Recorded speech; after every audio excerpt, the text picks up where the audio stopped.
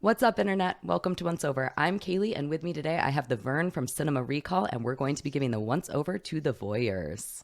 There will be spoilers. Give it a good once over. Giving us the once over. Giving him the once over. Give me a once over. Down to give us the once over. For a routine once over. Once over. Oh, just once over lightly. I am so excited, the Vern, that you are back to talk with me about movies. I absolutely love talking movies with you, and I'm particularly pumped to be talking about the 2021 erotic thriller called The Voyeurs. Yes. It's framed as an erotic thriller, but this is more of a very dark sex comedy to me.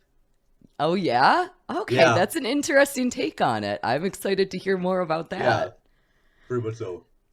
So you and I decided to talk about this movie. I'm going to just spoil the whole review right now and say that I absolutely love this movie. I think that it is one of the most interesting movies about voyeurism that has ever existed. It is probably up there with Peeping Tom for me. Oh. And you and I recently actually got to talk about Willard, which has one of my favorite actors, Crispin Glover, in it. Yes. And we decided that you had to come on and join me on my channel to talk about one of your favorite actors, Sydney Sweeney. And I want to preface this by saying that the first time I ever saw Sydney Sweeney in a movie, she was in a movie called Reality. It's this HBO movie about this real life person who got busted for selling secrets, and the FBI is coming to your house.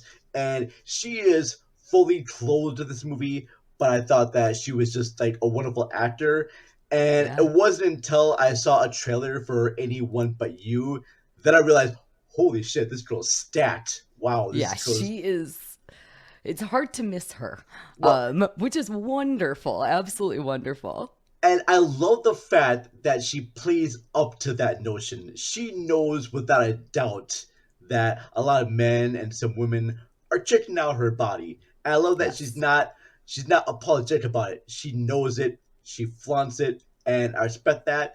It kind of reminds me of like back in the day. Do you remember Jennifer Connelly in like The Yeah. Rocketeer and Yeah. Career Opportunities? That girl was stacked as well, but she didn't feel. I guess she felt kind of ashamed about that. She felt that she was going to get typecast, so she got a breast reduction, and she's still a great actor and everything, but. And I know this sounds kind of shallow to say, but I really liked her back in the early days. I So- understand. Well, Sydney Sweeney actually had an interesting experience making this movie. She had already done nudity in Euphoria, which came out in 2019, so a couple of years before The Voyeurs came out. She really struggled with the idea of doing nudity. After she first saw the movie, after its release, she really debated, did I do too much nudity? And she ended up going back and watching like famous actresses' reels who were Oscar winners of all of their nude scenes. And then that made her feel a little bit more comfortable because it turns out there's a lot of nudity in movies. Yeah. But I will say, most people have not liked this movie. So I think that I am in the minority when I say that I absolutely love The Voyeurs. And usually the only way that I'm able to sell people on watching it is I go, Sydney Sweeney is naked. Well, I mean, to be fair, she's not naked all the time. She's naked for like a few scenes of this. So I was expecting true. a lot more when I was watching this, Keely. I was like, she's gonna be naked all the time. She's gonna just randomly strip off her clothes, and I'm gonna expect that. But no, there's only We get a maybe lot one or of two scenes. teases. We get a lot of teases early on, but we don't actually get the nudity. It's building up to it. It's building up to it. And, I wonder too. 'Cause I talked about this on another show. I have a feeling that in an alternate universe, Sydney Sweeney would be our greatest adult film star. Yeah, I don't think that you're wrong about that. She has that name, that Sydney Sweeney name, all right, like yeah. Jenna Jameson, those two letters that are the same, and she would have Yeah. been great. And she would have been one of those adult actors that maybe could go back and forth between doing like mainstream work and adult film work, and Yeah. she'd be the person that bridged the gaps there. So She's stunningly gorgeous, and I think that this role is very well suited for her. In this movie, she plays a character named Pippa, and Pippa is, I don't know, I guess I would say a kind of a naive girl. She's moving in with her boyfriend, Thomas, who's played by Justice Smith, and we're kind of getting to see their relationship as it's progressing into the next level. And they're just newly like involved or married, and I have a feeling that this is her first boyfriend. Yes, she definitely, for me, she is a very naive kind of gal. Would you agree with that? Yeah, very much. Like too unassuming about things. Yeah. Yeah, Something else that we get to learn about her, of course, is that she works in an optometrist's office. So she does LASIK. She helps people pick out glasses. And I love meta things in movies, and I particularly love the idea that we know that we're doing a movie about voyeurism, where we are looking at lots of things, and here we have somebody who works for an eye doctor. that is great. That I did like that part. That was a lot of fun. Oh, It's a very clever. In yeah. fact, even in the opening sequences, in the like opening credit scene, it's all close-ups of eyes. We get a couple of different cutaways in the movie where we see an eyeball and then it cuts to an egg yolk That either was being great. cut or, it's very clever.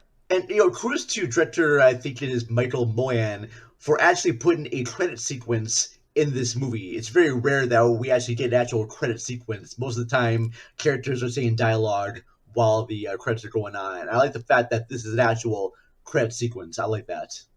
I completely agree. And not only that, I believe that this was just like an Amazon Prime movie. It was. So we weren't expecting the highest level of production, but again, for me, it works really well. I'll tell you a little bit about my experience with voyeurism movies, and then I would love to hear a little bit about yours. Okay. I think, of course, the first one that I ever saw was Rear Window, which, of course, this Oh. plays homage to in many, many ways. I loved Rear Window. I loved all the Simpsons jokes about Rear Window after they kind of parodied it. If you are being murdered or are calling from a rotary phone, please stay on the line. You have selected Regicide. If you know the name of the king or queen being murdered, press 1. And then I saw Peeping Tom, and I just fell in love with Peeping Tom. I love the idea of getting to see, as a movie watcher, we are voyeurs. We want to see into somebody else's life for an hour and a half.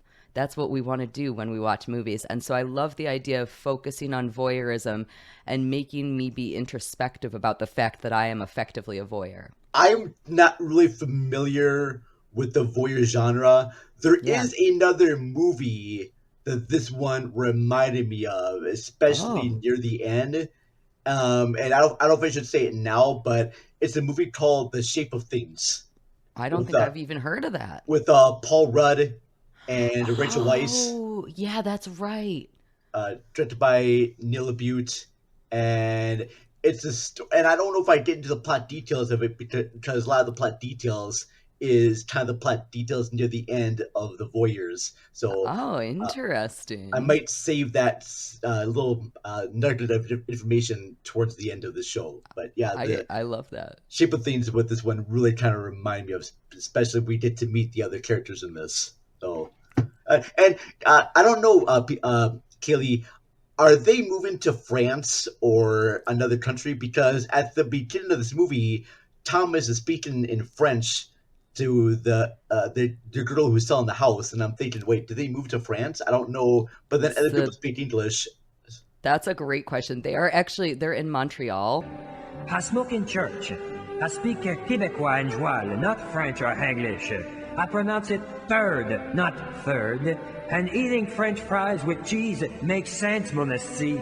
So that's why they're speaking both French and English, which it took me a little while to figure out as well. The only reason that I finally figured it out is you do actually get to see in some of the shots of like the actual city itself, there are some Montreal landmarks. And I was like, oh, okay, I get it now.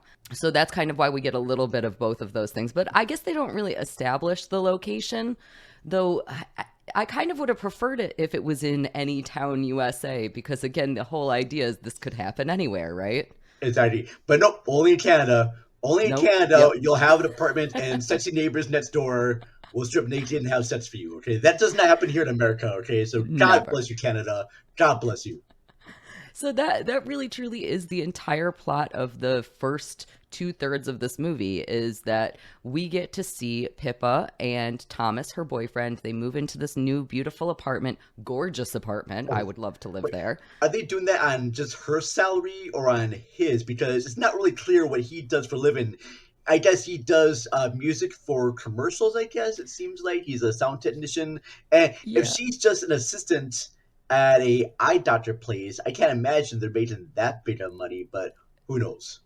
They seem to be doing very, very well for themselves. Also, I just because you mentioned his doing commercial, like the ad music, there was one that he was working on, and it was for a product. I have to go back and look at exactly what it said, but it was for a product called Vas Diff, which I'm sure was a reference to the Vas Deferens, and I am sure that it was a sexually charged product. And I thought that was really clever. Oh gosh, I was that's great. laughing about that. I was That's laughing great. about that. So yeah, the two of them, they move into this gorgeous apartment and they end up looking across the street You can see right in. It's a nice play. Oh, kissy, kissy. Oh, they're in love. and they end up seeing this gorgeous couple over there. And Thomas is actually the first one who kind of says, "Oh, hey, look what's going on over there." And at first they just see some kissing, but then they see the full-on sexual intercourse in the kitchen. There's a lot of cunnilingus in this movie, like a lot. Is he about to do what I think he's about to do? Yep. That is some good content. And Pippa at first, she kind of like jokingly calls Thomas a perv for looking at them. Thomas, we're officially being creepy weirdos. Don't you agree? Oh, what? They want us to look. I think it's just a very good opening sequence of this couple peering into the lives of others and almost becoming infatuated with them. And she seemed to be a little bit more turned on by it than him. She certainly does. So her response to that. Oh, also just actually in those opening sequences, the camera does this thing where it is lingering on this couple while they're fucking. And again, to me, that's like the perfect voyeurism within a voyeurism movie. I think the camera work in this movie functions very, very well for what it is. It's very well. I'm curious, Kelly, have you ever had neighbors that you could see in any place you lived at before?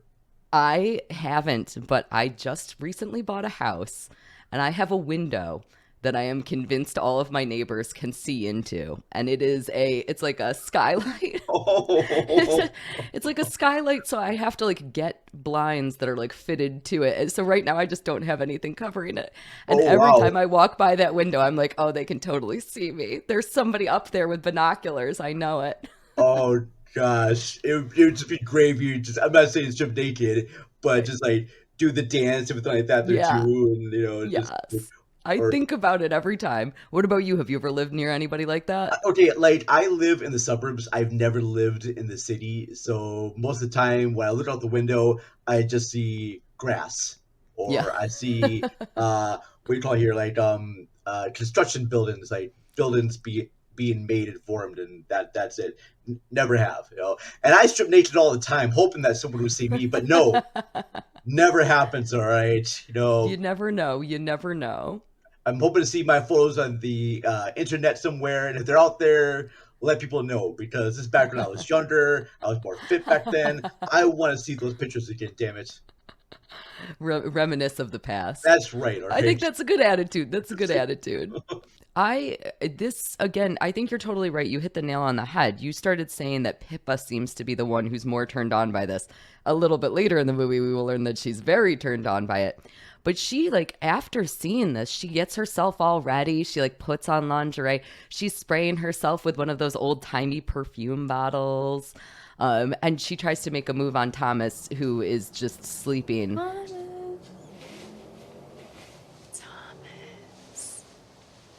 Sex. And does not care at all about what's going on. I don't understand this. They're just moved in together, and they seem to spend a lot of their times watching this couple. They're making up words for them. It's become their nightly sitcom. Yeah, And it has. there's like one key moment in this where they see Sebastian, played by, I want to say, Ben Hardy, and his wife Julia, played by Natasha Bordizzo. We don't know this at the moment. That's their names.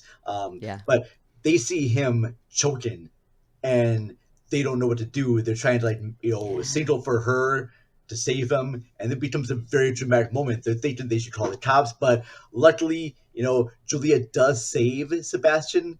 And right now, I'm thinking, all right, I think they know. All right, this other couple there, they are like planning something, They're especially playing it up. especially open and set sequences. They know that they have that window that everyone can see, and so they're just making a game of it. They're not sure who can see in their window, but they know because of where they live. And this is a city of like really beautiful people. I mean, it's Yeah. like Los Angeles. Like everywhere you look, a beautiful person is in this movie. Okay, And nobody has curtains in this city. No. Not a single curtain to be seen.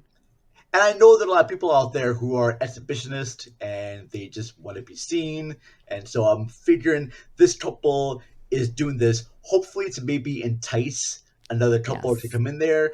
I think this couple of Sebastian and Julia are swingers, and they are going to do anything to entice people to want to come over and maybe play with them a little bit. Yeah, that's kind of the impression that I got as well at this point in the movie on my first watch. They do have, so actually Pippa, she has an interesting conversation with one of her friends. She's describing what's going on to one of her friends. And she says, just because somebody wants you, she's like, well, should I be watching this? And she says, just because somebody wants you to look in on their lives, does that mean that it's okay to watch? And that really is the be-all, end-all question about voyeurism. So what if these people are exhibitionists? Does that mean that we should be trying even harder to watch? What would you do in this situation? That's a good point there. If I had neighbors like that who were like kind of put on the show and having sex or something, yeah, I'd watch, and maybe I'd want to be seen as well. I don't know. It's a weird thing because it's a private moment. And I have a feeling like this. If I saw neighbors doing that and I was watching, if they saw me and were like embarrassed and shut the shade, then I know, Yeah, then okay, you wouldn't. Yeah. that I wouldn't want to watch anymore, okay? But if they keep the windows open more and want to watch or doing like secret movements or something, or entice me to come over there, well, here's my bottle of wine. All right, let's do this. Yeah, I guess we're having fun now. That's right. I'll bring over the Twister and the Hot Pockets. I don't know. I think Sweeney's like Hot Pockets. I'm not sure. All right. I think so. They must. Sweeney's, let me know. Do you like Hot Pockets and wine? Or do I need to bring over like a box of cereal or just Cheetos? I don't know. All right. Help me out here. Oh boy. I can't wait to hear answers to that. I'm very excited. We should mention too that there is one night when they are watching them have sex, and she goes behind him to jerk him off while he's watching them have sex. Oh yeah, she does. And then so she jerks him off for a little bit, and then she goes in front of him, and they're gonna have sex doggy style, and she's watching the movements of Sebastian and Julia have sex, and it's clear that she wants him to keep the same rhythm and tempo that Sebastian is going at. Can you go a little faster? Sure. A little harder? Like that? Yeah. But Thomas cannot keep up, and he comes way too early, and she's a little bit disappointed because she's seen Sebastian and they're still going. They're doing the whole cowgirl thing, and she seems to be kind of disappointed that Thomas can't keep up with him. Yeah, there are so many interesting things about that particular sequence. Before I kind of give my take on that sequence, because that is a powerful moment in this erotic thriller, I do want to mention that one of the reviewers from The Guardian gave an amazingly beautiful quote about the Voyeurs, which I just think is so wonderful that I have to share it. So this was Charles Bromesco. At last, an homage that dares to ask, what if Grace Kelly had been able to give the wheelchair-bound Jimmy Stewart a hand job the first time that they both looked in on his neighbors across the way? And I think that that is just a really great way to describe the Voyeurs, because this is clearly an homage to Rear Window, and but it's ramping it up into our, 2020s sort of posturing. Oh my! What are you doing there? My God! What are you? Oh wow! That's incredible! Oh, there's a grand woman here. That's my bad impersonation here. Sorry. No, that was amazing. That was so perfect. I'm so bad at impressions. That was so good. So I really truly loved this sequence. There's a lot of things that actually happen in it. For just being like a little quick HJ sequence, we're getting a lot of interesting stuff that happens. You're exactly right. Pippa keeps telling him, keep up the pace, go faster, go faster. She wants to match the pace of, at this point, they are calling the across the street neighbors Brent and Margot, but of course we later learn that their names are Sebastian and Julia. But she wants it to feel like what it's feeling over there. And I think maybe one of the most interesting portions of this sequence is that when Thomas does end up coming too fast, he apologizes. And Pippa immediately goes into, oh, what are you apologizing for? Like, there's nothing is wrong. And that's such like a woman thing to do. Like, that was so, I feel like that's what women say. And it felt so insincere from Pippa. And I was very interested in the commentary on that. To have a male writer and director saying that he is acknowledging that this is how women behave and that we say that it's okay when it isn't okay. I was like, that's very powerful. Yeah, it seems like the relationship, there's not a lot of communication when it comes to, what they want sexually or not there too. And she seems to be too apologizing and too assuming.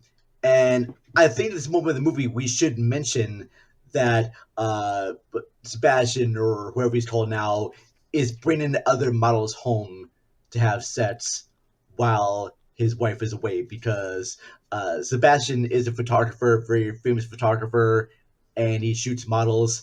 Usually a lot of times he gets them nude and has sex with them in the studio. And I'm thinking, I need to change my profession right now. I need to get into photography and move to Montreal. But I will say though, Sebastian is way probably better looking than I am. I don't think I will ever get women that hot. I may be able to shoot for like the JC Penney's catalog, but it's probably going to be the senior citizens, and even then, not so much luck. All right, so yeah. Well, I will tell you that he is a certain kind of suave. The more and more that we get to see him, the more and more we can see how he knows just how to work the ladies. He has got everything under control. And it seems to be that's the same technique he used to impress Julia to want to marry him. Yes. Yep. Oh, and I know she has a conversation with her friends, and a lot of her friends are saying that, well, maybe they have a monogamous relationship. Maybe they just have an open deal, and she seems to be cool with this. And I know that I listen to interviews with people in the adult industry, and they are saying that, yeah, we have a monogamous relationship. What happens at work stays at work, or we actually see other people, but we're talking to each other. We're communicative with what we want, and the rules are set. And I'm feeling that this may be the same thing for this couple. They are attractive people, and I have a weird rule that attractive people, they are probably going to go see other people. I know it's wrong to say, but attractive people will want to attract other people. That's what they do. And I can't imagine two people who are both very attractive just staying with the same people. They have to go out there and explore, Yeah. I think that's an interesting theory. Cheating is certainly not uncommon. And also nowadays, having conversations about what's okay within the bounds of the relationship is not uncommon. So yeah, you're totally right. Pippa is kind of like theorizing about all of these different things that it could be. Maybe it's just that this guy, Sebastian, has a wife and also has a side chick. Maybe they're polyamorous. Maybe they have boundaries that are okay and all of this is fine. But Pippa becomes obsessed with what is going on over there. Every single moment that she has, she's looking through the binoculars. She's finding out what's going on over at the next door. And she becomes so obsessed that she actually asks Thomas to help fashion a laser pointer that captures waveforms through glass windows, which can then be transformed into a microphone so that they can listen in on the conversations that Sebastian and Julia are having. If you shine a laser through it, what do you think happens to the beam? It also vibrates. Gold star for you, exactly. The little dot of the laser wiggles from the vibrations. And if you can capture the pattern of the wiggling, you can translate that into waveforms you can actually hear. Yeah, see, I don't know if this technique would actually work or not. I think them trying to explain the laser thing is a little too confusing for me. It would have been just much better if they go to their place to plant bugs and then they can hear in their apartment. That's it. You don't need to do the whole laser scope thing, Laser and all beam, yeah. scientific and whatnot. Because I'm like, I don't really buy it, but short movie, that's fine. I do love them going into the Halloween party. So before we get there, Okay, let me answer the question about if this is actual technology. This is actual technology that does actually work. Really? And not only that, but it was invented by Leon Theremin, who is also the guy who created the theremin. Holy Are you shit. familiar with theremin? Isn't that crazy? That is crazy.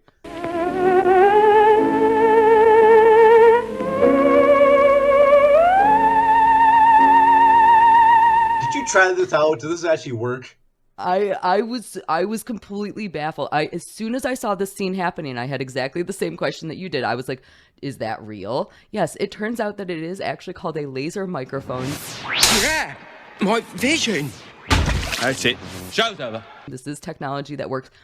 But I think you're also completely correct. It makes no sense for them to do this because in order for them to do this, they need to put a mirror into the apartment so that they can bounce the laser beam back so that they can get the signal.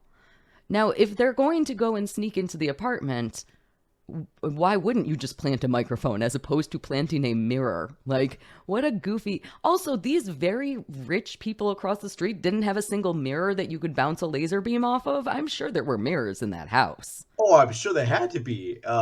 These seem to be very kind of, vain. I wouldn't say vain. They're actually seem to be kind of like nice people at first. So I'm not sure about that, but that could very well be. I really like, at this point in the movie, we get to see something that I think is incredibly unique for a voyeurism movie and for voyeurism in general, which is that the fact that Pippa and Thomas are now working together on this laser beam situation, and the fact that they're both kind of becoming erotically charged by getting to peep, and they're banding together and they're doing all of these things. It's a really interesting look at peeping Tomism because usually when you're a peeping Tom, it's a solo sport. You're not usually peeping with a partner, it's usually just you out there by yourself. And I'm thinking, they could have just watched porn instead, all right? They didn't need to go through all these things to spy on their neighbors. And it is fascinating that they are working together and they do go to this Halloween party. And when they get there, Sebastian, is dressed up in like this hawk sort of bird costume, and he makes the move on her. And Thomas is very like upset and jealous, but in a weird way, he doesn't do really much to stop it. I think Thomas might be a little bit of a cuckold and want to see his wife with other people. And I was like, why are they not leaving the party? Like, clearly exactly. Thomas is not having fun. Just hide the mirror and get out. Like, it was so bizarre. Pippa is enjoying this. She's enjoying having this other man seduce her. And I think in a way she's also enjoying the fact that her husband is watching this as well. And I think so too. She might be the whole thing of like hot wifing, where a lot of like it's a fetish of couples where men watch their wife or significant other have sex with other men or women or whatnot. Yep. And I think she is trying to test that boundaries of him about what his likes are, because even though he seems upset about it, he doesn't say anything while it's going on. He says something after the fact. And so that makes me just think that there may be other fetishes that you like that you need to communicate with your wife about, and vice versa. They both need to establish their kinks and their fetishes. And I think the fact that this is a first couple, probably just right out of high school, they've only known just each other, probably dated just each other throughout their whole time being together, that they never had a chance to really explore those other elements of sexuality. Yeah. So I think you said something really, really interesting. So Sebastian's costume, he is actually supposed to be a satyr, which is a fertility spirit. And I hated that so much. Because I thought it was just a little too on the nose. Like, all right, we get it. Like, it's a fertility spirit. But what you said was so interesting. You said that he's kind of dressed like a bird, and it hadn't even. They were hitting me so over the head with this him being a satyr, a fertility spirit, that I didn't even notice the fact that he looks like a bird. And birds do become kind of a central point to the plot of this film. Very early in the movie, one of Pippa's coworkers actually gives her a bird feeder.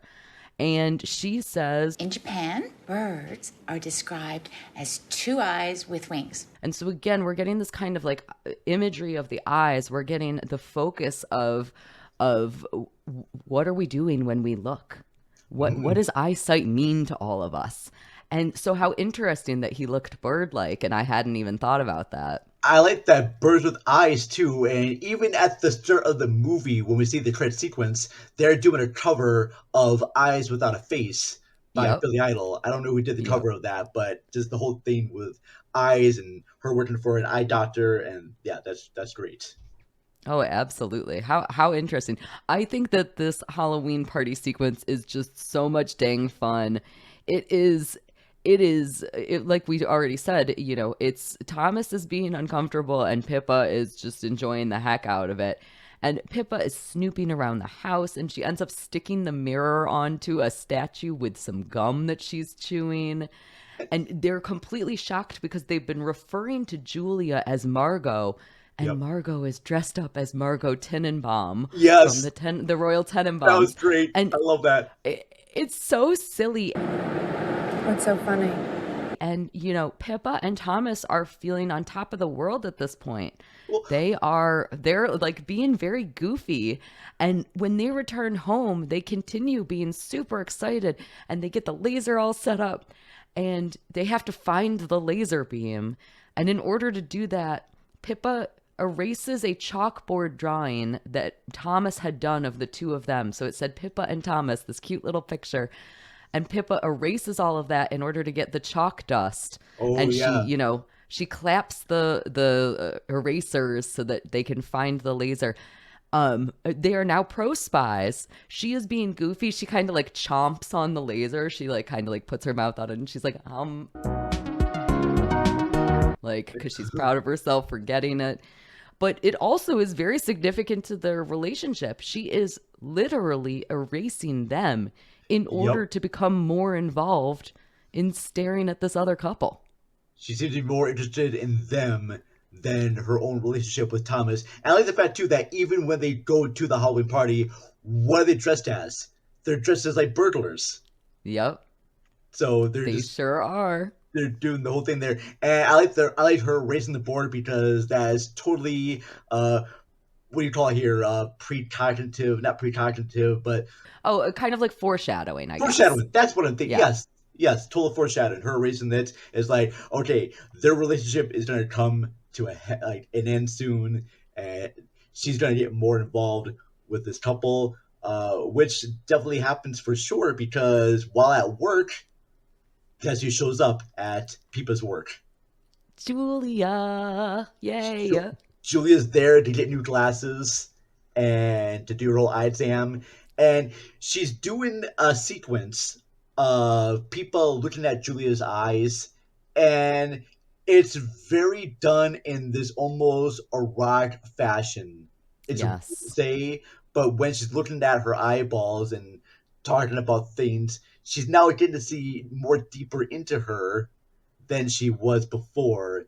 And it has this odd, almost like sensuality element to it, even though it's just eyeballs, but it's the way the lighting is and the music being played. This is a very intimate scene between these two, Yes. almost like a love scene in a way. I completely agree. At first, Pippa was noticeably nervous, but by the time that she's doing that eye exam, it feels very intimate. It doesn't feel like a normal eye exam, or at least any normal eye exam that I've had. Yeah. And because they end up getting along, Pippa ends up helping her pick out glasses. And Pippa is like, They're more femme fatale. Like, I'm gonna bang Dookie Howser than slit his throat. Oh my god. oh, these ones kind of make you look like a femme fatale. I've never had any eye doctors say that to me. Although it's weird. Right? I did go to an eye doctor once, and she had candles lit and light music being played. I'm like, that's kind of weird. And they're saying, these glasses here make you look like Buddy Holly, or these glasses here make you look more like That's James a good Bond. one. Yeah. That's never Well, happened, yeah. all right? I wish that would happen. Soft music, candlelight, eye exam. Julia is like kind of playing into it. She's like very subtly like, oh yeah, I guess I'll go. I want to be a femme fatale. I guess I am a femme fatale. So I'm going to go with these glasses. And that was the moment in the movie where I was like, okay, I get it. I know what's going to happen now. Like, we're going to do a little, like, we're going to flip the script. There's going to be something. I hadn't totally figured it out, but I knew something was going to be happening. And I thought it was a very cool sequence where, again, I start getting to see this eroticism really built up. I know we already got a hand job, but like this for me really was where the eroticism was building up. And I believe at this moment too, I think Julia and Sebastian know who their neighbors are. I believe they had to have seen them looking in on them.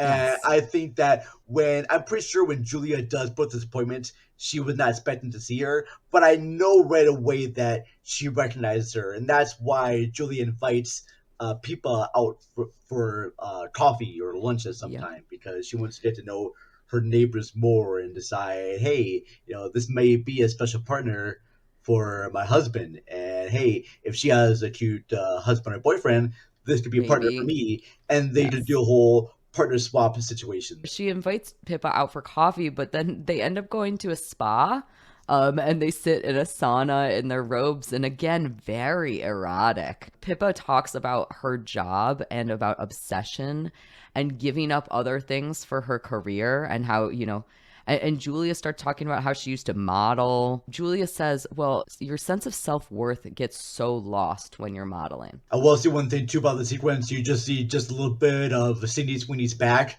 and I gotta say, she's got this nice little curve in her back, and I'm like, oh, that's sexy. That is a sexy back right there. She is so stunningly gorgeous, it's almost absurd. This is one of the times that we get to see a little hint of her. However, there's a couple of other times that we get to see little bits of her body as the movie continues. Actually, before the opening credit sequence, we get to see her changing in a store. We are peeping in beyond a curtain, and we get to see a little bit of her body. And then later, when her and Thomas are actually having an argument in bed, oh no, it's when Thomas is actually asleep, and she turns over and you get to see this like boob jiggle that is like just the most miraculously beautiful thing that I've ever seen in my life. Yes. Like, she's so beautiful. She's so beautiful. Oh, very much so. She mentioned too that they're continuing to spy on them more. I know there's a sequence while Julia and Pippa are in the sauna. Thomas is seeing Sebastian seduce this gorgeous black model, and he makes a move on her. And I know that when Thomas is watching this, he's starting to feel a little bit inadequate. He's starting to feel that, he's not doing more. He kind of wishes that he could be the guy having all these women, but he just lacks the confidence to do so, or to maybe try, because Tom is not a bad-looking guy, but he just lacks that, confidence that I like myself lack too as well. So I can totally see that in him, and a little bit in me as well. The whole thing about wanting to be more of the man and everything like that, but just a little bit maybe too shy to do so. And it's not saying that Thomas himself is a shy guy, especially with his frustration, because it seems to be at this point Pippa is doing more of the spying than Thomas is. Yeah. Oh, yes, very much. And Thomas is really getting kind of like frustrated. And they both know that Sebastian is seeing these other women, and they want to tell Julia, or at least she wants to tell Julia. Thomas says, no, we should just stay out of it. It's none of our business. And why do you want to ruin this woman's life? But Pippa wants to keep on this, and she does decide to tell her by using her printer. And I guess the whole thing with wireless printers, I don't know how this works, but their neighbors are across the street. Are you saying that your home computer can pick up another printer from across the street and print out stuff there? I did not know that. I had no idea that the range was that long. I would be pretty impressive. It would be pretty darn impressive. The printer thing is a little goofy. I will give them the laser microphone, but I think the printer is where you got to suspend your disbelief a little bit. So also, in addition to that, you mentioned that you were feeling kind of like Thomas wanted to put himself in Sebastian's shoes. Yes. I saw it as Thomas starting to feel guilty about watching. So when he is with this gorgeous black model, Sebastian is kind of like, they can now hear the people talking because of the laser microphone. And he's starting to kind of like blackmail this model into getting naked and banging. And the model seems clearly uncomfortable, but she does end up relenting and doing it. Thomas starting to realize that maybe Sebastian, even though he's hunky and cool and he's got all this cool guy energy and all the fun stuff, maybe he's a really bad guy in addition to that. The microphone has made it so that Pippa and Thomas are no longer speculating. That they now know what Julia and Sebastian truly are like as people. Before, they used to make up little conversations that Sebastian and Julia were having. They used to do pretend voices. It's me, Mario. And now they don't have to do that because of the microphone. So the microphone has really been quite a curse in the sense that they are learning too much. Way too much right there. And yeah, that is a good point you made about Sebastian basically blackmailing this girl. I'm sure he's done that many times before. And at this point, Julia does not really know about that. In fact, she tells people while they're in the spa that, I don't know what I would do without him. I would just be completely lost and I would not know what to do. And so Tom is saying people stay out of their lives. She can't, so she can cut a plan to have people send messages to Julia through the printer saying that I know your husband is cheating. There is a used condom in the toilet, and Thomas comes out like, "What are you doing? No, this has gone way too far. You should not be doing this at all. This is just bad." And people he specifically says you don't have to watch. That's what he says to her. That's a powerful, powerful line. I know, and it's kind of weird because he's the first one to kind of notice them at the start and want to watch him. So I feel like he's responsible for her getting involved with this because if he didn't pay much attention to it, I don't think she would. But that first night, he struck a match in people's head, and now it can't be stopped, and she has to do whatever she can to help save this woman because she does like her. This is her first friend she's made in the city. She doesn't really have any other friends, like other girlfriends, so she wants to protect this girl. She thinks this girl's nice, but her boyfriend is an a-hole, cheating on her. So all she wants to do is just, hey, let her know that her boyfriend is a jerk. Maybe she'll move out, and then maybe Pippa and Julia will be friends. She'll set Julia up with one of her friends. They'll have like cocktail besties meetings. forever. Besties forever, that type of thing. Thank goodness, wireless printer to the rescue. Yes, woo! Lauren must be an Epson brand or Sony, whoever does those brands. Love you. Congratulations, you made it perfect. She goes to bed. Pippa goes to bed just feeling very upset, and she apologizes to her husband, saying that, I'm sorry, I'll stop. And I should mention too that the reason that she starts feeling guilty at this point is because this is really where things get taken too far. When Julia does in fact discover the condom that Pippa has notified her about, she goes to the kitchen and grabs a knife. Oh, yeah. And she stands on top of Sebastian and she goes to stab him. And it is so tense.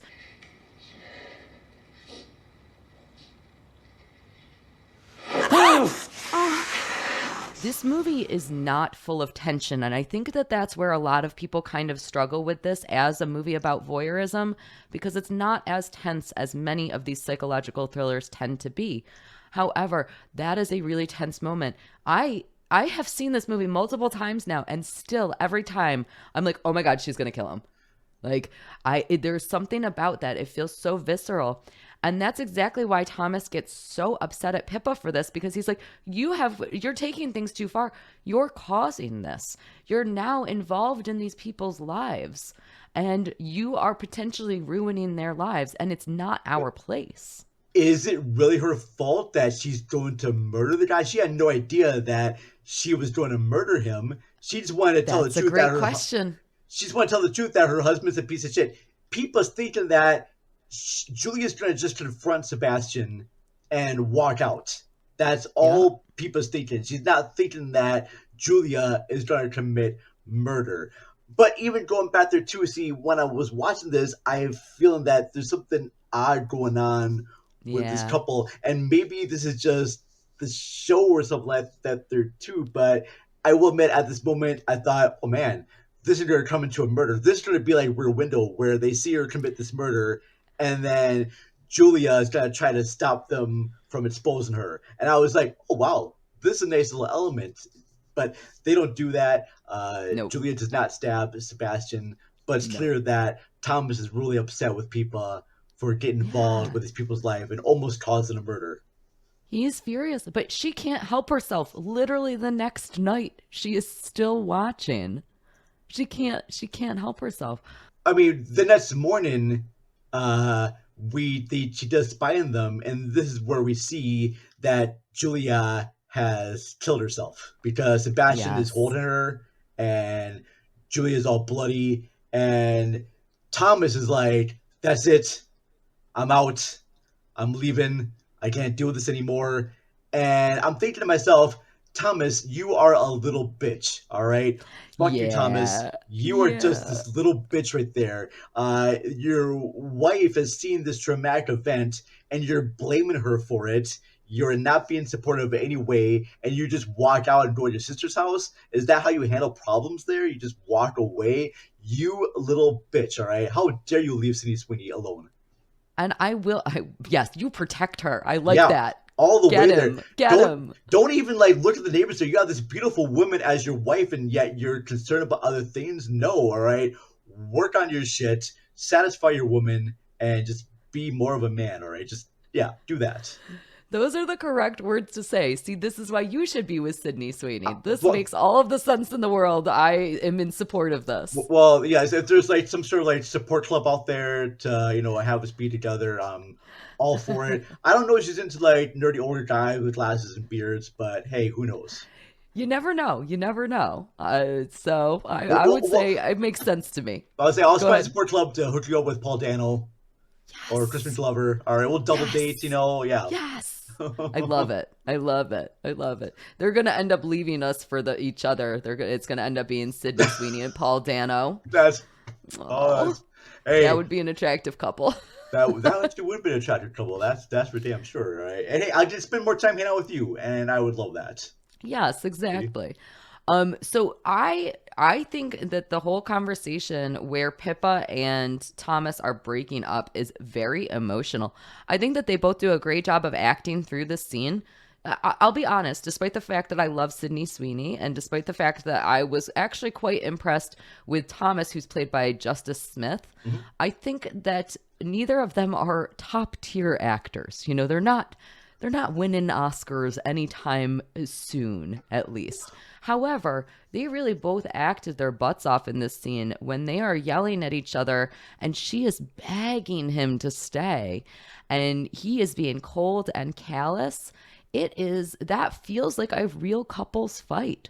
Yeah, very much so. And the tears in her eyes, she really, really does not want him to go. She's very, very afraid what's gonna happen, because it may happen that she just blamed for everything too, so she just needs that support and everything there too. Love Yeah. that. She needs somebody who cares about her in that moment, and she has nobody. And you would think that the fact that Thomas has left her over this, and the fact that there has now been a suicide, that might kind of scare Pippa away from watching, but it does not. She continues watching the next night, and she ends up going to a bar where she knows that she is going to bump into Sebastian. Love the fact that they're playing Portishead's Glory Bots in that scene. Yep. Trip hop is always a great music for seduction and sets. I just love Portishead and the fact that they played them in the music in this bar. I'm like, oh yeah, there's going to be sets going to happen. Anytime Portishead plays in a movie, just You expect know it. sets. Just Yeah. always expect sets with Portishead. I love this sequence for so very, very many reasons. When we first get to see the two of them seeing each other in the bar, Pippa is kind of looking across the bar and she sees Sebastian, and he's looking into a mirror. So we get to see kind of the back of his head, but then we get to see his face in the mirror. It's a really, really cool shot. And again, to me, that's what makes a film about voyeurism interesting, is doing these little like hat tips to, hey, this is how we view the world, and seeing a reflection is very important to how we view the world. I did not notice that analogy there with the mirror. I just knew something was off the moment that he came over to her Yes. and started talking to her. And right away, then I'm thinking, okay, they have to know. Both Julia and Sebastian definitely have to know They about knew, her. yeah. Because I'm sure Julia told Sebastian about her. She's like, hey, you know what? The neighbor that's been watching us, I've been renting her at work. We went to a spa. Very cute girl. You like her a lot. And so Yeah. Sebastian has this knowing about her. And also at this moment, too, Sebastian just lost his wife. His wife just committed suicide. So he's drinking, feeling very upset. And he talks to this pretty lady. And he tells her the story about how masturbation and having meaningless sex with another person is the same thing. Like, she says, do you feel mad at your husband because he jerks off? And she's like, no, I don't feel upset about it. And Sebastian's like, well, it's the same for me and having this meaningless sex. It just doesn't, it's the same for me as like masturbation. And I'm like, not really the same thing, but He okay. asks, what's the difference between a vibrator and a penis? I think is the crux of his argument. And of course, Pippa's response to that is, well, a vibrator is not connected to your brain. And when Yeah. he questions that, he says, well, most penises aren't connected to brains either. And she says, well, it's not connected to your soul. This whole argument that they're having about sex, it's so clear. So this is where I started to kind of get drawn back into the whole live in the moment situation and not really know what was going on. It's so clear that Sebastian is effectively having this whole argument with his dead wife. Like, he is trying to have this argument. He's, to me, when he is talking to Pippa in the scene, it seems like he is talking to Julia. He is trying to say, you shouldn't have killed yourself because it wasn't that big of a deal. Look at how it wasn't that big of a deal. There's no difference between these things. Yeah, it's clear that he's trying to, I guess, make apologies or make amends for what he did. Saying that, well, I just cheated a little bit, but that's no reason for you to kill yourself for it. It's not my fault you did this, when it actually is kind of your fault. Yeah. That she did do this because of your infidelity, and even though you may feel like it's not that big of a deal, it is a big deal because you're in a relationship, and maybe if you would have communicated your feelings, maybe she would have been down with it.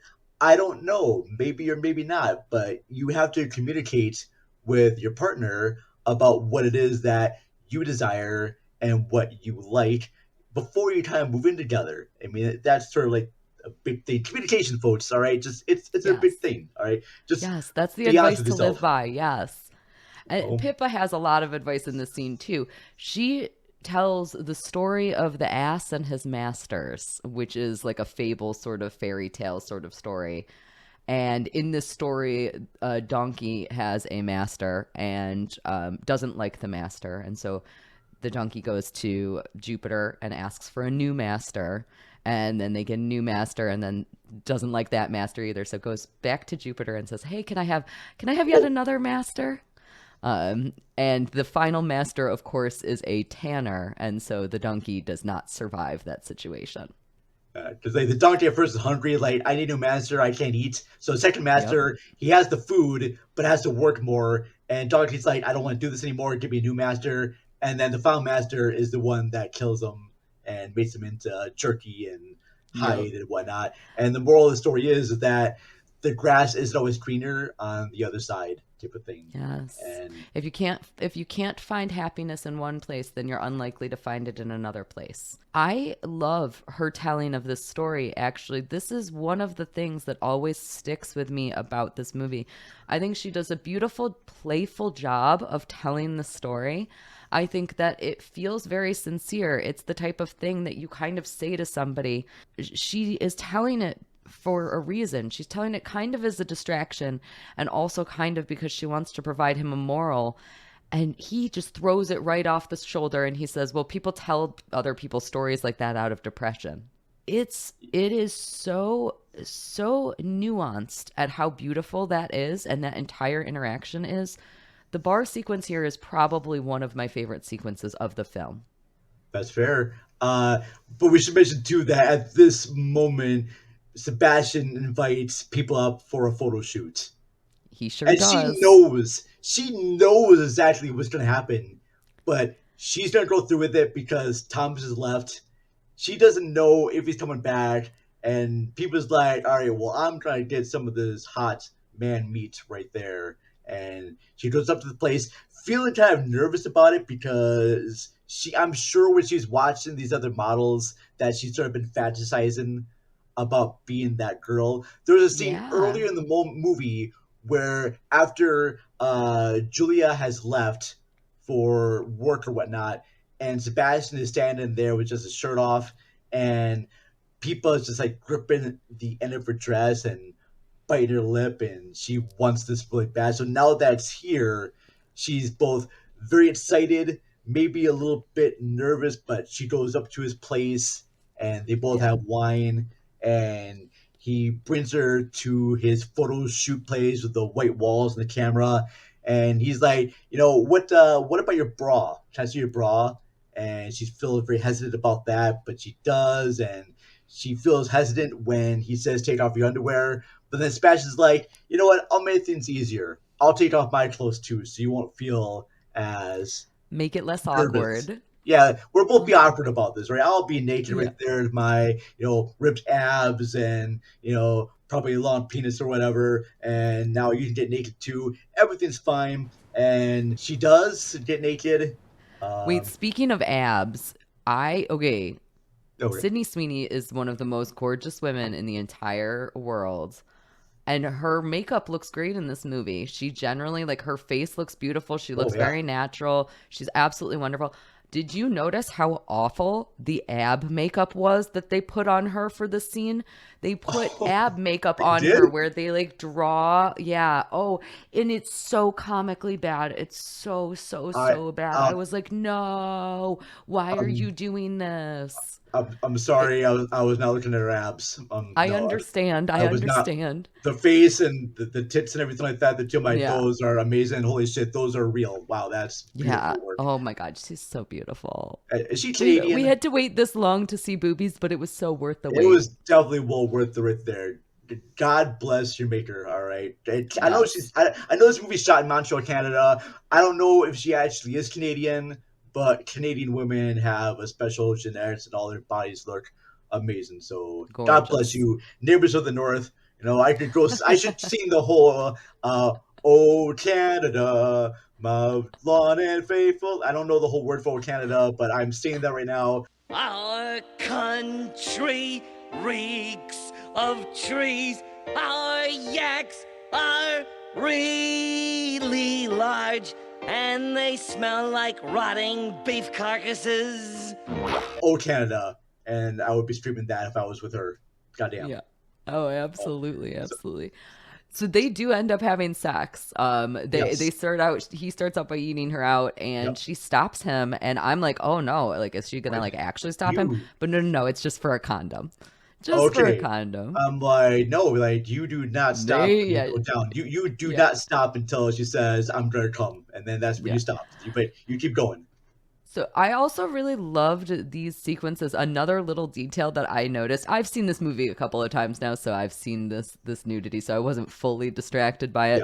But something that I noticed is that you see her back quite a bit. She's on top of him. She's in Yeah. the control position. Yes. And because you see her back quite a bit, you can actually see the bra marks still on her back. So, like from wearing a tight bra, you can see like the little indents of it. You Yeah. can see those on her back during the sequence, and that almost never gets shown in movies, probably because they're usually having to yell cut so many times and it's taken a long time, so those marks kind of fade. I loved that you could see those. I That thought was that was this extra like addition of realism.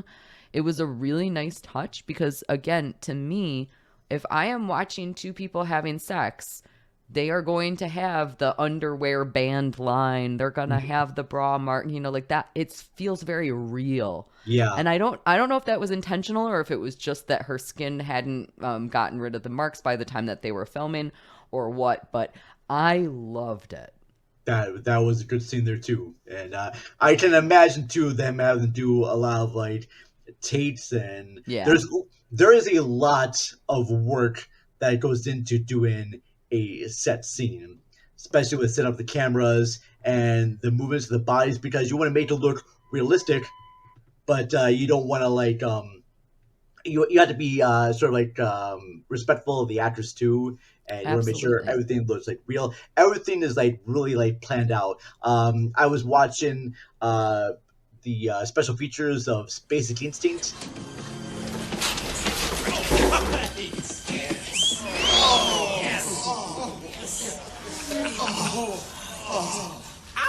The set sequence between Michael Douglas and Sharon Stone was so much planned out between the director Choreographed. and the stars. It was well choreographed between them, and Yeah. I'm pretty sure that happened too with Ben Hardy and Sydney Sweeney Yeah.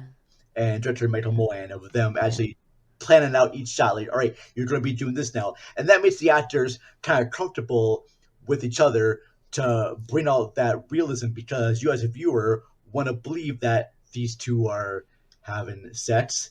And our boy Thomas surely sees this because he comes back to her holding, which looks like weed, I guess. He's holding like some sort of dead flowers. I don't know what those were, but those were I horrible thought that they flowers. looked like beautiful flowers. They were. Oh, I don't know what that was there, but was those flowers? They looked like some dandelions he picked up. I don't know. I have low standards for flowers, apparently. You're right, now that I think about it, they are kind of a little sad looking. I didn't even think about I was just like, oh, how nice he brought flowers. Oh no, he's gonna see her banging. Like that was all I did with that. When I did kind of like laugh a little bit, like, oh wow, he's gonna see her have sex. Wow, he's gonna be distraught. This is gonna be great, and he is distraught. And he does see them upset. She comes back home, does whole walk of shame, and Oh yeah, she's that is an epic walk of shame. She stepped on a piece of glass when she yep. was in his apartment, so she's like hobbling across the street. She is a mess. That is a epic walk of shame, That is even walk if of it's just shame. across the street. And I want to get your thoughts about this, because she does come back home and see that Thomas has hung himself. And what was Yes. your reaction when you first saw that? So the first time that I watched this movie, obviously on rewatches, I'm catching more details. But the first time that I watched this movie, I was like, wow, that was a really extreme reaction on Thomas's part. I hate to say lots of people cheat, but lots of people do cheat. I was very surprised, but also I do empathize with him because he watched his girlfriend get taken away emotionally, mentally, by this other couple. She got so absorbed in them that she couldn't be a good partner to Thomas anymore. And he goes back, he messes up. We agree that he was a shithead. And he goes back to try to apologize. And the thing that he sees is his ex-girlfriend at this point banging somebody else. Now, she was single, so she absolutely could have banged whoever the hell she wanted. However, it's still an emotional thing to see. So like I felt for him in that moment.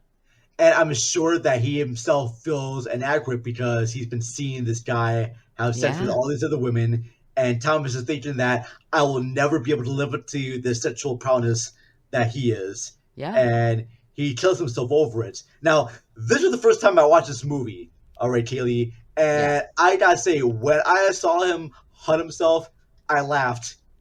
I laughed so hard. I was like, "You idiot! No. This is hysterical. You're gonna kill yourself over this woman having sex with another guy? You're a good-looking gentleman. You can have other women right there. Forget about this girl. If I saw my girl having sex with a next door neighbor, I'm like, all right, well, enjoy your life. I'm gonna come grab my Yeah, stuff. All right, bye. goodbye. Yeah.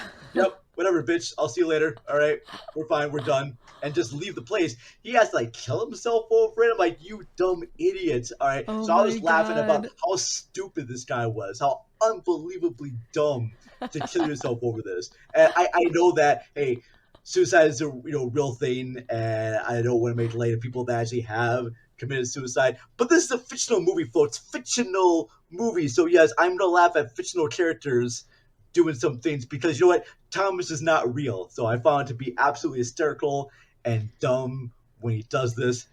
Of course, this brings people into this big long depression, and she doesn't want to do anything. She blames herself for his death. Yeah, I will say that the scene after this one, after she finds him hung, the scenes after that are kind of comical to me. So and I do understand what you mean by all of that. There's like it's like a montage of Yeah. her being sad in her life, but not doing anything. It's just like her in the middle of the camera and then kind of like life going on beyond her. So like she's at work or she's like walking and I was like, okay, like we friggin' get it. And I do think that this is some of the criticism that this movie gets, which is that it is a little bit too hokey. It's hokey. Yeah, Like, but it's a little goofy. it's melodramatic, and I Yeah. love the fact that it's melodramatic and being serious because the director frames this as this very serious way. Yeah. But I'm looking at this as camp, as a very Yeah. much like a camp style of movie. Even before this too, after Julia does off herself, and Pipa is calling the people who have new glasses, and she calls and leaves a voice message to Julia about how sorry she is. I'm like, you idiot, why would you leave this on the voicemail? This is now evidence that you're now involved. Police are going to come to your place, all right? And I know she wants to do the good thing. It seems that people always want to do a good thing, like a good moral thing, but doesn't really think about anything else that she does or the cause of it. And while she's doing the morning and she's talking to her best friend about this, she's still thinking about Sebastian. She's still like, if I could just see him one more time, everything will be fine. And She's sucked in. She's sucked in. And that's what guys like Sebastian do. They know how to manipulate a situation. yeah, see, I He's a can't be that type dangerous of boy. asshole. I wish He's a I could be. dangerous boy. No, don't be that type of asshole. Okay, Fuck thank those you. All right. guys. Okay, That's good. so All right. stupid. No. Oh my Okay. God. I would literally never, ever, ever be interested in a guy like Sebastian. Like, Okay, good. not Okay. in no way, shape, or form. I am not into dudes who are that pompous. He's very Yeah. pompous. Very pompous attitude because he knows, hey, I'm a good-looking guy. I can go anywhere and just get girls by saying really dumb things. And it's like it's no matter how much the guy is an asshole, she still wants to bang him. So she knows all about the other girls that he slept with. It doesn't matter to her because he's a hot guy. And is she shallow for thinking this way? I don't know. Part of me thinks she is a little bit though, but it's her choice to see this guy again. I mean, her boyfriend is left. It wasn't her fault that he killed himself, but maybe a little bit it is. I don't know. There's a lot of like. I kind of think that it actually has less to do with Sebastian's look or less to do with his physical allure and more to do with the fact that she's so curious about the next thing that's going to happen in the story. It's the same way that like when we binge watch TV shows, we have to know what's going to happen in the next episode. We can't wait. Nowadays, if you tell me that I have to wait a week between episodes of an episodic television show, I'm like, shut up. No, I will not. I am not waiting a week. I will wait until the entire, not just the entire season, but the entire series finishes before I start a TV show because I want to know what happens. I need to know what happens.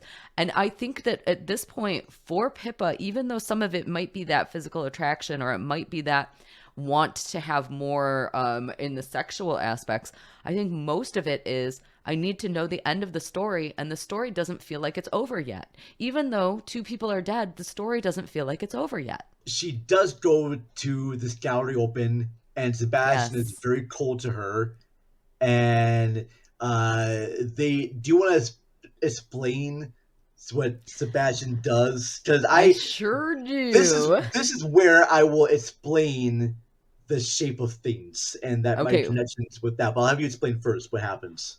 Awesome. Okay, so Pippa ends up going to this gallery opening because she needs to see Sebastian again. And there's a full room. It's this beautiful art exhibit, and Sebastian gets on stage. All of the photographs, all of the pictures are currently covered by red curtains. So it turns out there are curtains available in this town, I want to actually point out, but just they don't put them on windows, just over art. So of course, Sebastian announces that the project was actually a collaboration, and he welcomes Julia to the stage. Wow, she's alive this whole time. Crazy. Whoa. So Julia explains that this whole thing is a fable. It's a modern fairy tale of Pippa. And it turns out at this moment, we get to see Sebastian unveiling the Pippa boob shot. And we learn that all of these photographs that are in this exhibit are photographs of Pippa and Thomas in their apartment. We get to hear Sebastian and Julia explaining that they cared more about what was going on in other people's lives than they did about what was going on in their own lives. And so we get to see that, as it turns out, Julia and Sebastian were in fact controlling the whole thing. We know that they were spying on the apartment of Pippa and Thomas the whole time.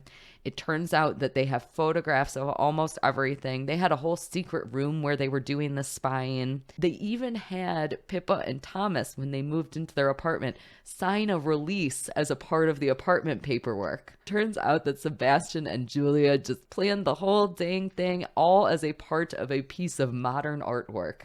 That is absolutely brilliant. And this, for me, is where the movie should have ended. Is just at this moment of her being exposed, this whole thing would have just been great. And I'm going to spoil a part of The Shape of Things, which came out in 2002.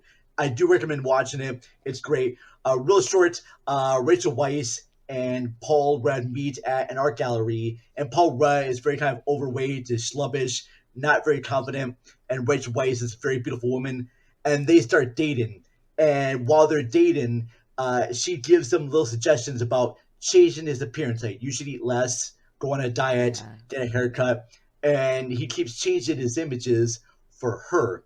And at the end of the movie, she invites him out to this art gallery.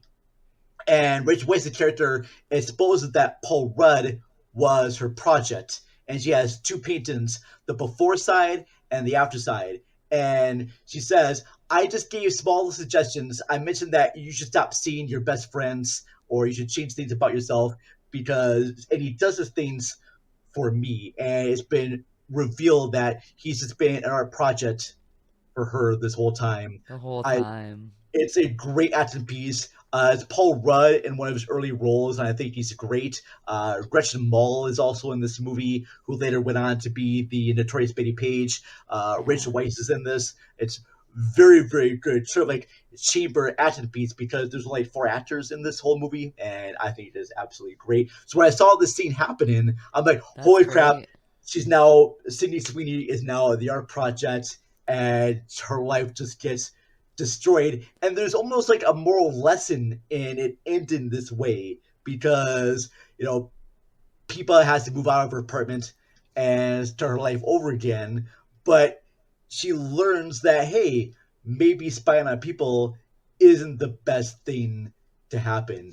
And I think what both Sebastian and Julia did was wrong to do, but also there's a moral lesson in Yeah. the construct of the movie. Well, they say at one point too, we give people too much access to our private lives. And so I think Yeah. that kind of the moral lesson that they're trying to teach is what we all talk about nowadays with social media, which is, Yes. how much do you want to share with the universe? And Yep. so this movie does become very relevant within the 2020s, and I think that that's exactly why it's such a great update. Now, you made me actually realize something that I hadn't thought about before, because you were just talking about the other movie, and then we have this movie.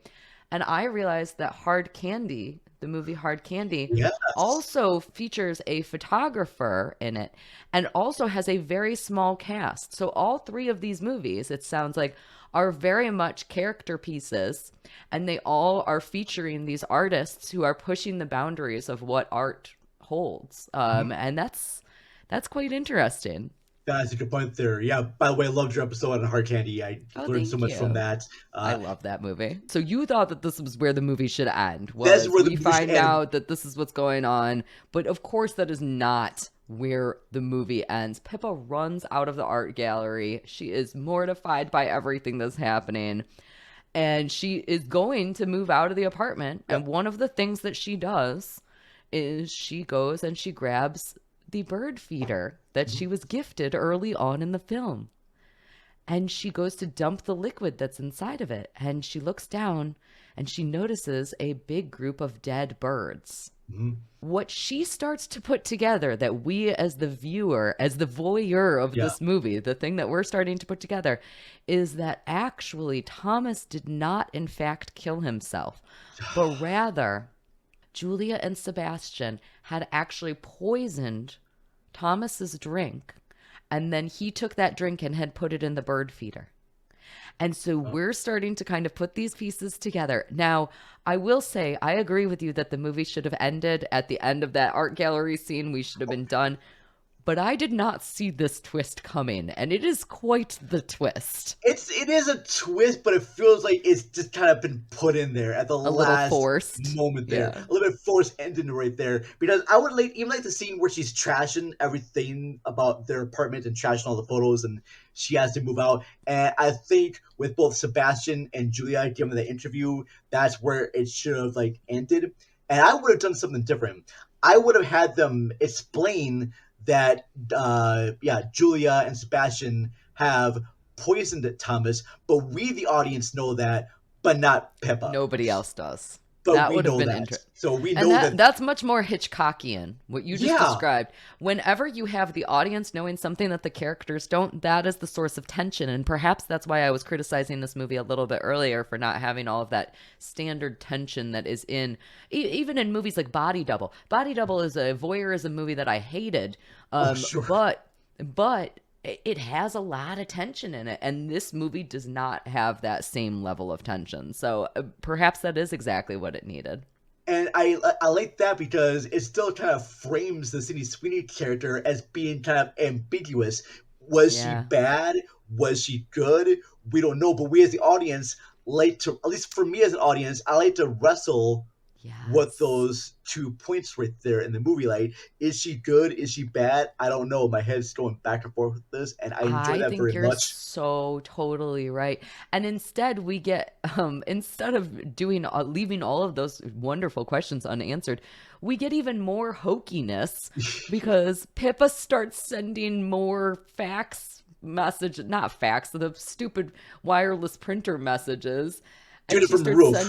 She can just says, do it anywhere. she's like, I know that Thomas didn't commit suicide. I know. And then she sends a message that says you killed him repeatedly, a la The Shining. Yes. Like, it's just so goofy. It's so goofy. Pippa turns spy into this last scene. She is like, she's full on, I am gonna blackmail you because you were trying to. And so they start chasing her because she starts sending them these messages, and she ends up running into her eye doctor's office where she works. Very close And to so, where she works. Very close to where she yeah, works. very That's a great convenient. neighborhood. Very I mean, everything's convenient. like Very close convenient. by. That bar she meets Sebastian at is close by. Montreal, you have a great neighborhood. Everything's just right there. You know, you can watch porn from your neighbors and go to your work. Beautiful. It's great. I love Montreal, actually. It's one of my favorite cities. I really love it there. I gotta go there sometime. I got You you. gotta go. Yeah. Yeah, she runs into work, and Sebastian and Julia chase after her, and we get a bunch of exposition because this is where we actually get like the explanation of Julia putting the poison in the drink, and Pippa's like, I think you drugged him, and they're like, well, do you have any proof? And she says no. And Sebastian goes, well, then what are we doing here? And Pippa's like, you manipulated me, you exposed me. And Julia starts kind of giving this like speech, but as she's talking, she faints. Okay, stop real quickly, Kaylee. All right. Yes. So it's clear that Pippa has poisoned them, but how? How in the world was she able to do this? Like, I don't understand. I have the answers to this question. Okay, thank you. So earlier in the movie, about 2 scenes ago, so not that much earlier in the movie, shortly after the art exhibit, when Sebastian and Julia are coming home from the art exhibit, they have a bottle of wine outside of their apartment. And they bring it in, and it's Sebastian's favorite wine. And they have this bottle of wine. This is actually also quite a beautiful scene. When they open the wine, Julia accidentally spills it, and we get to see the wine kind of on the countertop. There's something about it that really stands out in my head. And Sebastian says, oh, who's this bottle of wine from? And Julia says, oh, it's from this really infamous art exhibit place. They want to have the Voyeurs, your art exhibit, shown in their place. Pippa later reveals that she is the person who gave them that bottle of wine. But so what? How I is she think. able to poison that wine? So, okay, theoretically, I have thought entirely too much about this. We don't get the exposition on this, so I could be wrong. But, I mean, a wine bottle has a cork in it, right? Yeah. So, like, you could just stick a needle into the cork and then release whatever poison. I don't know where she gets the poison. Yeah. How she get the point? And she's how is she full able on to... spy mode. She's in spy mode now. That's a bit of a spy to, like, uncork the wine, put the poison in, and torch it back up, put the wrapping back on there. I mean, she is really good. She's great. Why are you doing these other things, people? You can do much other things. If you're gonna poison people, assassin. In fact, that's a new movie. I want Sydney Sweeney to play an assassin where she poisons people wine while seducing them. I would love that. Yeah. I'm into it. I'm into it. Well, maybe again we have to suspend our disbelief a little bit on this, but we do know that both Sebastian and Julia get poisoned by Sydney Sweeney, by Pippa. Who knows why? And as Sebastian is passing out, Pippa says to him, she goes, take one final look because this is the last thing you're ever gonna see. And you assume that they are dead.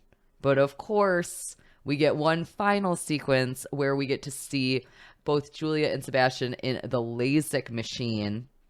And it turns out that she is going to make them blind. And this is another place where we get the eyeball into the frying egg.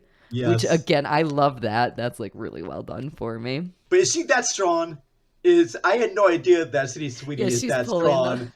To, like, pick them both up and put them in a chair and, you know, put them in these eye clamps right there and make them both blind. I mean, like I said, she's a hardcore assassin, right? I had just no idea that she had the power to lift these people up and do this stuff. I thought she was just a LASIK technician. I had no idea that she knew how to actually put it right there. And the fact that she doesn't really know what she's doing, maybe that's how she's able to make them blind. She's like, I'm just going to shine laser in your eyes. Blind, blind, blind. You're both blind now. Yeah. That's so funny. I did not think about that at all. I was not expecting this movie to turn into a revenge movie, I think is where, like, most voyeurism movies don't turn into revenge plots. It was definitely, no, maybe they do. Crap, now I gotta go rewatch a whole bunch of stuff. I know, right? I don't know. I think it's cute. I think it's silly and funny. It's a great sort of like fun little campy ending where she's like, yeah, that's right. I got you back. I'm the Yeah. hero. But I like it more when you don't think she's the hero and you're sort of torn between her. But at the end, the movie's like, oh no, she was good all the time. She was the good person.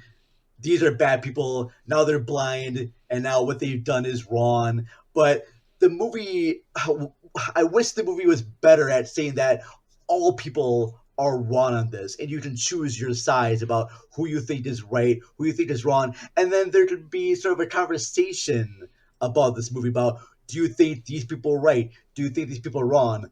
But the movie just sets it up like, oh no, she was right. She is our hero, and she did the right thing by blinding these people. And it's, I get why he did though, because it was to be a happy ending, I but I definitely, just yeah. didn't like that.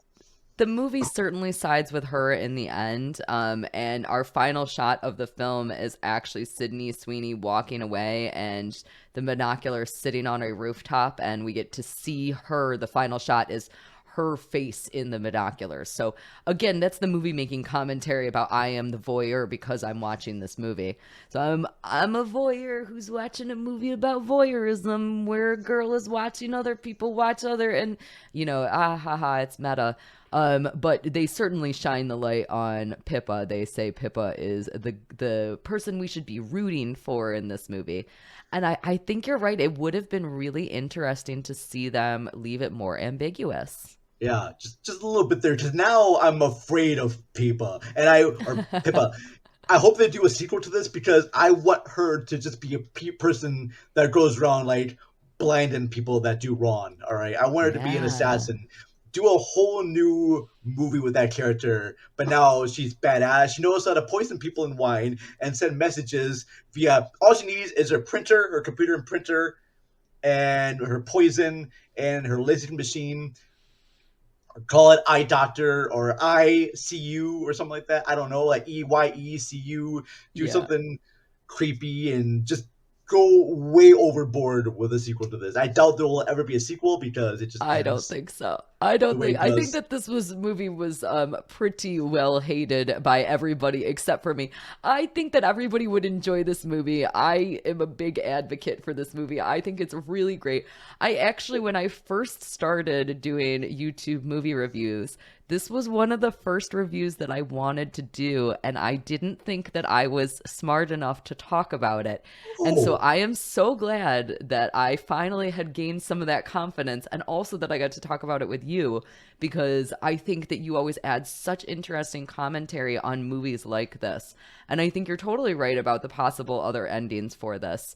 And even though you are right that it didn't give us the ambiguous ending, I will say you and I had an awful lot of conversations about what was good and who was bad and who was at fault. And so perhaps this movie does actually lead to that sort of commentary.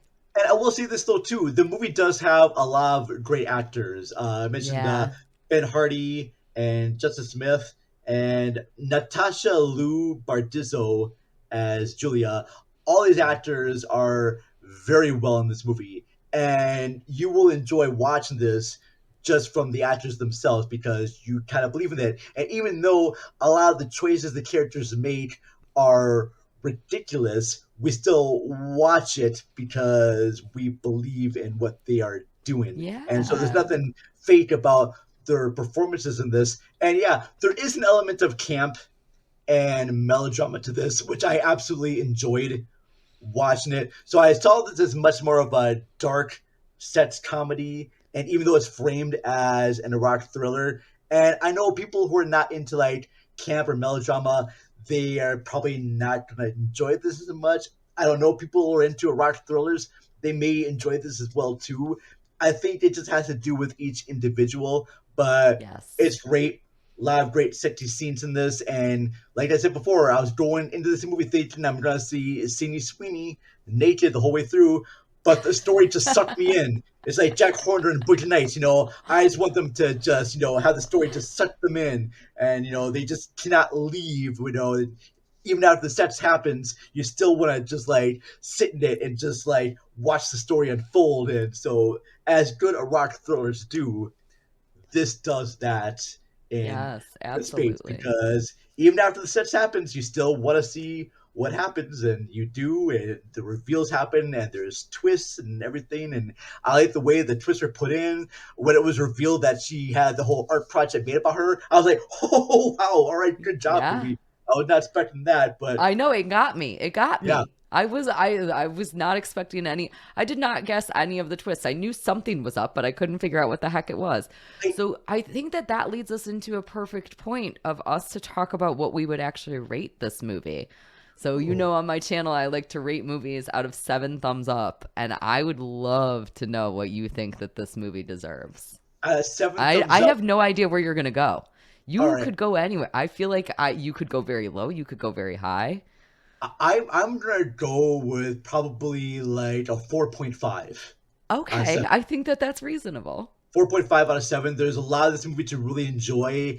It's just that final ending just kind of brought that rating down. I probably would have rated this around like maybe a 6 or so if it had that one ending that we described, but it didn't, so it brought down to 4.5 for me. I think that that is reasonable. I might get called the crazy person for this, but I You're think crazy. this is Oh, you're so this crazy. is it's a 7 thumbs up movie. It's a All right. 7 thumbs up movie. Oh. I love this movie. I love it so much. I love that. I think that this movie is, yes, it is not perfect. Yes, there are things that are hokey and goofy and don't function well. And yes, it could have been improved in several different ways. But when I think about this movie as a whole, it's one of my favorite subject matters within film. And I think that it updates it extremely, extremely well from the previous versions that we've gotten in the 1960s and in the 1970s and then in the 1980s. We are looking at something in an entirely new light, and it is extremely interesting, very thoughtful.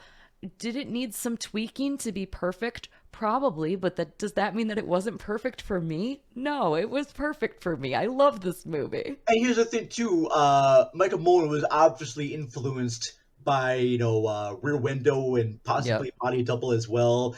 And I'm pretty sure whoever watches this, they're going to see this and be influenced as well and want to make maybe another better Voyeur movie. So who knows, all right? But Absolutely.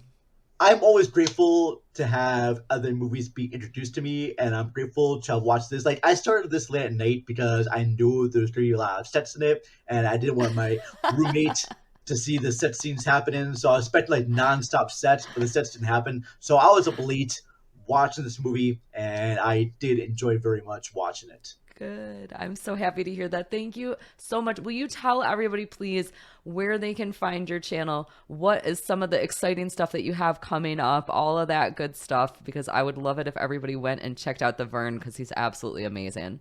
Thank you, Kaylee. Thank you for having me on your show. I enjoy my time here. I've enjoyed my time watching the other movie that we did, Society. I love that. Thank you for having me on there. But yeah, check me out. I'm part of Cinema Recall, cinemarecall.net. We have a page on YouTube. Just type Cinema Recall. And we review cult films and other natures of film. We do audio dramas. We do audio drama adaptations of Reservoir Dogs and Clue and Planet 9 from Outer Space. If you do anything, watch it, because Keely has been a multiple guest on our show talking about Dogtooth and Howard the Duck Willard, most recently Willard. Crispin Glover. I'm like, you love Crispin Glover, and I'm gonna have you come on my show talk about Crispin Glover. Now I just gotta find another Paul Dano movie. I may have to do that Swiss Army Man. Swiss Army Man, yeah. I'll have to have you come on there and do Swiss Army Man, because yes, I have not talked about that movie, and it's from the Daniels, who made. I love the Daniels. It's here's a spoiler about that. That's my favorite movie that the Daniels have done. I like it even better than Everywhere, Everything, All at Once, which I know is another controversial opinion. I'm full of controversial opinions. I love that. See, that's why I come to your channel with all the controversial opinions, and our show Cinema Recall will also have controversial opinions about movies. And yes, we'll defend Grease 2, we'll defend Xanadu, all right, all those like movies that are deemed bad, we're gonna do them. I don't really have the only new episodes I have coming up right now is you can listen to my Christmas episode on the podcast apps where I talk about my favorite Christmas songs, and I have a review of Psycho with Becca from Do You Expect Us to Talk? We talked about both Psychos and even defend the Gus Van Sant remake of that, so I know, shocking that we defend that as well. But yeah, check us out. We're available on your favorite podcast apps, and we have stuff on YouTube. Take a little break here. I know at the beginning of the year, I'm going to be releasing on YouTube my 4-part retrospect on Barry Lyndon, so that will come to YouTube. But you can listen to that on the podcast if you want to. Just type Cinema Recall. But yeah, I'm honored and grateful to be on your show, Kaylee. I hope I can come back and talk about other movies. It's always my pleasure. Thank you so much for coming and talking about one of my favorite movies with me. I really appreciate it. Love it. All right, and thank you guys so much for watching, and I can't wait for the next one.